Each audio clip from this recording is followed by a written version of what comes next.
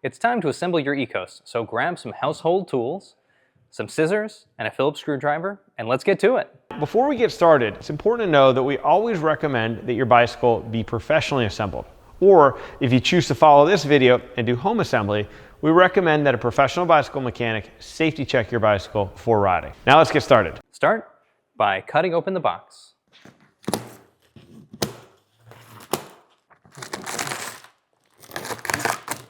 You'll see that there's a second box inside, so go ahead and open that up too. Remove the packaging material that's on the top and the parts box, and have a friend help you lift the bike out of the box.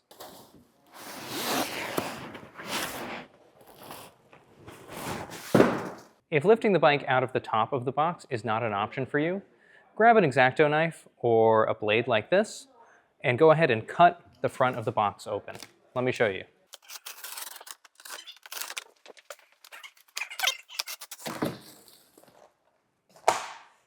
Be really careful when you're doing this to avoid cutting the bike.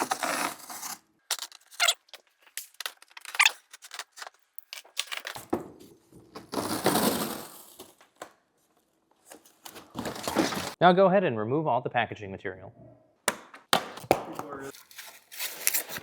As you're removing the packaging material, be sure not to scratch the paint or cut any of the wires while you're doing it. Once you get to a certain point, you can pop the kickstand out and rest the bike on that. Now that you've removed the packing material, grab your small parts box and have a look inside. In your small parts box, you've got your charger, pedals for the bike, manuals and tools, Gates manual, and your battery safety manual, as well as your bolt for your front fender, front stabilizer spring, and rear reflector. Be sure to give the manuals a read before your first ride. Grab the smallest of the Allen keys, the 4mm Allen key, and go to your bike and turn the stem and the fork around 180 degrees counterclockwise, and that'll bring this front brake line onto the left side of the bike, or the non-drive side. So just dangle your handlebars over there for a second, and use that 4mm Allen key to remove the stem faceplate bolts. Now set that stem faceplate aside and grab the handlebars and bring them up and hold them in place in the stem. Now be sure to take into account the orientation of the controls as well as the location of the location of the cables. All of the cables should run here in front of the bike with nothing tangled or wrapped. And the throttle should be here on the right-hand side and the display here on the left-hand side. Hold the stem faceplate in place and start threading in the faceplate bolts. There shouldn't be any real resistance when you're tightening these down. Don't start snugging them up just yet. Once you get it so those faceplate bolts are almost tight, then rotate the handlebars so that they are basically parallel to the ground. Now start snugging up the faceplate bolts. These should be pretty much even as you can get. So check the top and the bottom, and there should be equal space between the faceplate and the stem at all 4 points. Once they start getting tight, you can use the long end of the tool to snug them up. Now tighten these in a star pattern so that they are nice and even. For those of you with a torque wrench, this should be 5 Newton meters. For those without, nice and snug. All right, now we got to do the fender. So go ahead and grab the fender mounting bolt and the stabilizer spring from your parts kit. I like to start just by hanging the stabilizer spring here so it's at the ready. So grab your mounting bolt, remove the nut, first washer, L bracket, curved washer, and the second curved washer, and grab your light. Now, if your light wire is wrapped around anything, you want to make sure that it's in the clear, and just flip that bracket down so it's accessible. Go ahead and put the bolt through the light mounting bracket and install the first curved washer on the bolt. Now insert that bolt through the fork crown. Oop. There it goes. With the bolt inserted in the fork crown, install the curved washer on the back. Now hang the fender here, followed by the L bracket for the stabilizer spring.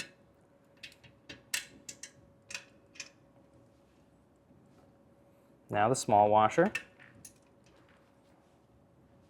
and the nut. And this is the tricky part, but the trick here is just to hold the nut lightly on there and as flat as possible so that it can catch a few threads on the end of that bolt. Now that everything's in place, use the 10mm wrench and the 5mm Allen key to start snugging it up. As it starts to get snug, make sure your light is sitting upright and your L bracket is positioned so that it's sitting on top as well.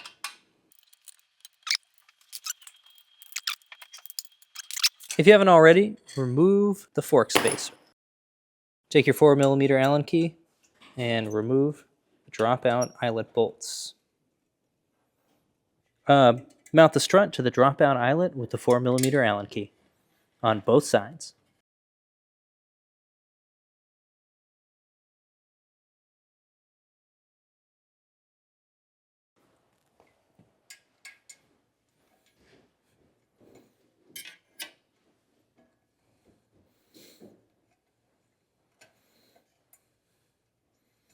At least I didn't have to rethread it. I'm going to say mount it again, just include a 4mm Allen key. What's that? Give me that line one more time, but stay with the 4mm Allen key.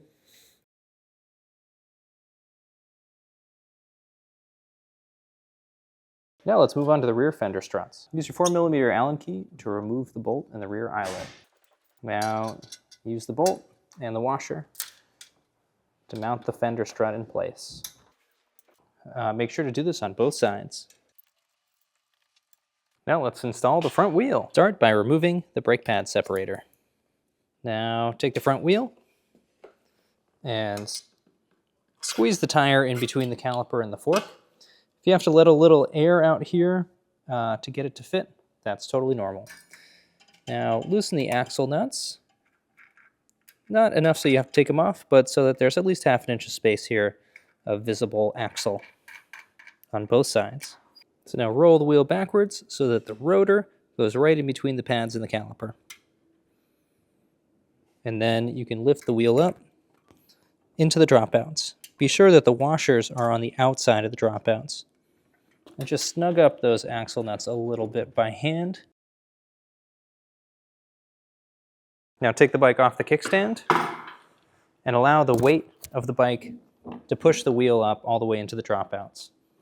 Now with your 15mm open wrench, lock the wheel in place. You want to tighten these axle nuts down firmly, enough so that the tool leaves an imprint in the palm of your hand. Now it's time to install the pedals. Start by identifying which is which. The pedals are labeled with stickers for R and L, or right and left. But you can always tell the left pedal by these hash marks here on the spindle. But let's start with the right pedal. Start by threading it in by hand. The right pedal is standard thread, so it is clockwise to tighten. All right, I'm going to take the bike off the kickstand so that when I go to snug this up with the tool, I can put a little weight on the back of the bike and turn it against the force of the rear wheel. Now I'm going to put the bike back up on the kickstand for the left pedal. The left pedal is reverse thread. That means it's counterclockwise to tighten. Now go ahead and grab your 15mm wrench and get that close to tight.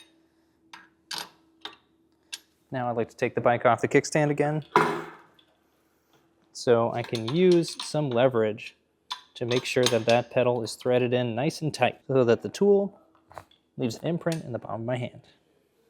Now let's install the rear reflector. Grab your Phillips screwdriver and remove the screw from the reflector and slip the reflector around the seat post. You want to make sure that it's oriented so that the writing here is upright and the reflector is close to vertical. Thread in that screw and tighten the reflector in place. Now let's do the front reflector. Grab your Phillips screwdriver again. Loosen the bolt slightly for the front reflector so you can get it up close to the stem. Now tighten it in place. Good to go. Your e-coast comes with 2 keys. The keys are for removing the battery. The key inserts here, and with a 1/4 turn twist, simply pull back on the battery to remove it from the bike. To reinstall, you don't need the key. The battery slots into this tray, and with a firm push, locks in place. There's an on and off switch on the battery itself. So when stored and not in use, we recommend having the battery in the off position to reserve the charge and the battery health. To turn the bike on, turn it to the on position. With the battery switch in the on position, press the power button on the display to turn the bike on. You can see that the display shows speed, pedal assist level, battery level, and it can show trip distance and a few other functions that you can cycle through using the power button again. Odometer, range estimate. To change the pedal assist level, which is the amount of power that the motor provides when you pedal, use the plus button to change it all the way from 0 to 5. 5 being the highest pedal assist level. In any pedal assist mode, including pedal assist 0, you can activate walk assist by holding the minus button. Holding the minus button will allow the bike to hold a consistent speed of less than 5 miles an hour for you to walk alongside up a hill without having to push the bike with so much effort. With the bike on, you can turn on your front and rear lights by holding the plus button for 3 seconds. To turn them off, repeat the same procedure. The throttle's here on the right side. It's a twist to activate.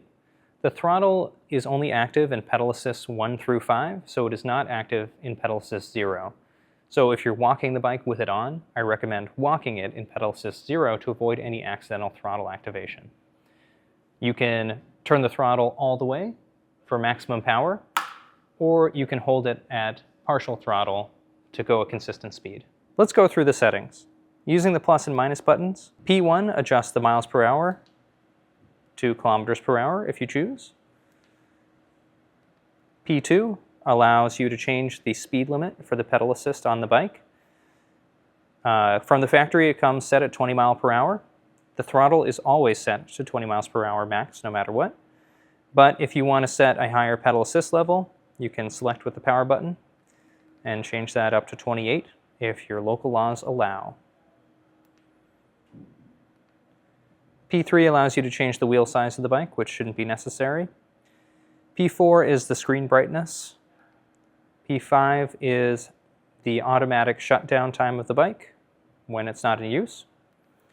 And P6 allows you to reset the trip distance. So if you want to reset the trip distance, go to P6, hit the power button, hit the up button, so there's a Y here, then select with the power button to reset. The second to the last one shows an error code history, and the final screen allows you to fully reset the display to factory settings. Now that your basic e-coast assembly is complete, go through and snug up any bolt that you touched and any one that you didn't. And please take it by your local mechanic for a full safety check before your first ride.